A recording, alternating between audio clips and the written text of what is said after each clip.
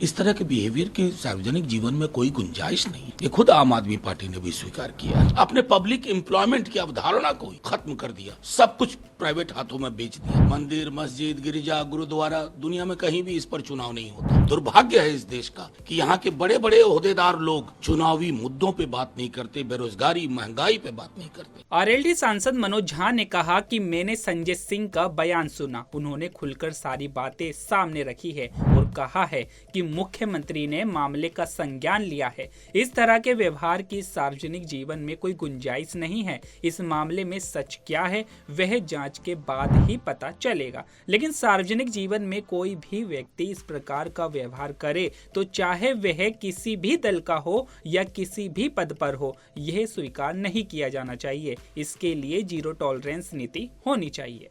देखिए, मैंने संजय जी का भी बयान सुना।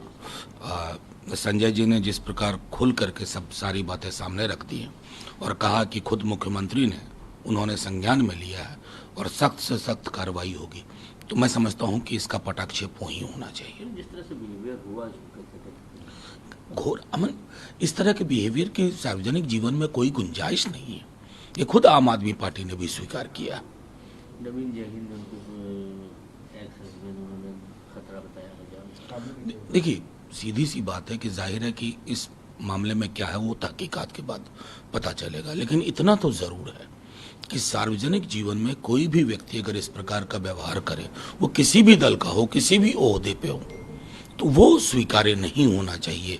उसके लिए जीरो टॉलरेंस होना चाहिए। अमित शाह कह रहे हैं कि ममता बनर्जी सीए को लेकर झूठ बोल रहे हैं, गलत बयानबाजी कर रहे हैं, लोगों में गलत धारणा बना रहे हैं। मैं तो अमित शाह जी से सच सुनना चाहता हूँ, सच सुन ही नहीं पा रहा हूँ, ना उनसे ना प्रधानमंत्री जी से। बेरोजगारी, महंगाई, आर्थिक सामाजिक न्याय, बताइए ये सारे मुद्दे जो चुनाव के मुद्दे होने चाहिए थे, उस पर अमित शाह जी क्यों चुप्पी साधे हुए? और ये चुप्पी अब आपराधिक लग रही है।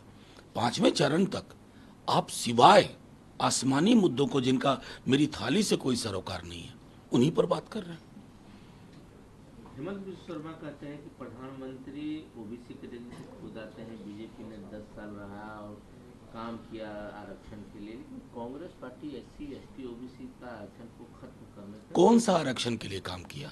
हेमंत बिश्व शर्मा जी को पता नहीं है तो मैं उनको बता दूं, ये मंडल कमीशन की रिपोर्ट प्रधानमंत्री जी को भी पढ़ाएं और खुद पढ़ें कि गैर हिंदू समुदाय किस आधार पर आरक्षण है, सामाजिक शैक्षणिक पिछड़ापन।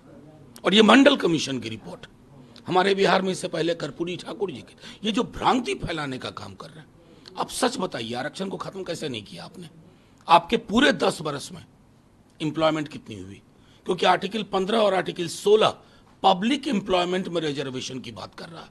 आपने पब्लिक एम्प्लॉयमेंट की अवधारणा को ही खत्म कर दिया, सब कुछ प्राइवेट हाथों में बेच दिया, तो आरक्षण कहां से होगा? ये तरीका है संविधान पे आघात करने का। हेमंत बिश्व शर्मा जी, आईना रखिए। उनका एक और बयान आया है कि हम लोग को 300 सीटें मिली तो हम लोग राम मंदिर बनाया, इसमें 400 मिलेगी तो कृष्ण जन्मभूमि और जो यहाँ मस्जिद पे मंदिर है उसको, वो यही सब बोल सकते हैं। मुझे बेहद खुशी होती है अगर वो कहते हैं कि हमें इतनी सीटें मिलेंगी तो एक एक व्यक्ति को रोजगार मिलेगा। बोल नहीं रहा बंदा, ना इनका बड़ा बंदा बोल रहा है ना छोटा बंदा बोल रहा है। अगर वो ये कहते कि हर खेत को सिंचाई का पानी मिलेगी, पानी मिलेगा, हर किसान की आय की समृद्धि के लिए हम काम करेंगे, फसलों पे एमएसपी देंगे, ये बातें होती है ना। मंदिर, मस्जिद, गिरिजा, गुरुद्वारा, दुनिया में कहीं भी इस पर चुनाव नहीं होता। दुर्भाग्य है इस देश का कि यहाँ के बड़े बड़े ओहदेदार लोग चुनावी मुद्दों पे बात नहीं करते, बेरोजगारी, महंगाई पे बात नहीं करते। ये सामूहिक चिंता का विषय होना चाहिए। बिहार में देखिए क्यों ट्रैक्शन मिल रहा है, क्योंकि बिहार में सिर्फ ये चल रहा है, नौकरी मतलब तेजस्वी। हम भटक नहीं रहे। संविधान, रोजगार, इस पर है पूरा का पूरा प्रहार। राहुल गांधी कहते हैं कि रायबरेली और अमेठी जो है केवल पार्लियामेंट्री कंस्टिट्यूंसी नहीं है, हमारे कर्मभूमि है। सचमुच अगर आप इतिहास देखें तो रायबरेली के साथ जो रिश्ता है वो दशकों पुराना रिश्ता है। जवाहरलाल नेहरू जी के टाइम से, फिरोज गांधी जी के टाइम से, इंदिरा जी के टाइम से, तो जाहिर तौर पर एक पॉलिटिकल कॉन्स्टिट्यूंसी तो उसको नहीं कहिएगा, कोई कहीं ना कहीं कुछ नैसर्गिक है और इसमें कहीं मतलब दुविधा नहीं है। साजिश बता रहे हैं कुमारस्वामी जी, कुमारस्वामी जी वीडियो वाला देखिए, इतनी बड़ी चीज के बाद, इतने पीड़िताओं के सामने आने के बाद भी अगर कोई साजिश बोल रहा है तो मुझे शर्म आती है। अपने सार्वजनिक जीवन को हम कहाँ लेके चले गए, इसके मानदंडों को हम कहाँ लेके चले गए। प्रधानमंत्री जी को अब तक उनसे कुछ नहीं सुना मैंने। वही मन से माफी वाला, वो प्रज्ञा ठाकुर वाला एपिसोड फिर चला देंगे, बात नहीं बनती। एक और कंप्लेन हुआ है बंगाल के जो गवर्नर हैं, मैं वही कह रहा हूं कि ओहदेदार लोगों के बारे में, बड़े बड़े पदों पर अगर इस प्रकार की चीजें, त्वरित अनुसंधान होना चाहिए, ताकि अगर ये सच है तो उसका निराकरण उस रूप में हो, अगर झूठ है तो उसका पटाक्षेप वैसे हो। शिवराज सिंह चौहान ने अरविंद केजरीवाल को नया नाम दिया है, उनका नाम है अरविंद केजरी करप्शनवाल। ये बैठ करके चुनावी मौसम है, कुछ भी बोलते रहिए, लेकिन परेशान तो आप लोग हैं।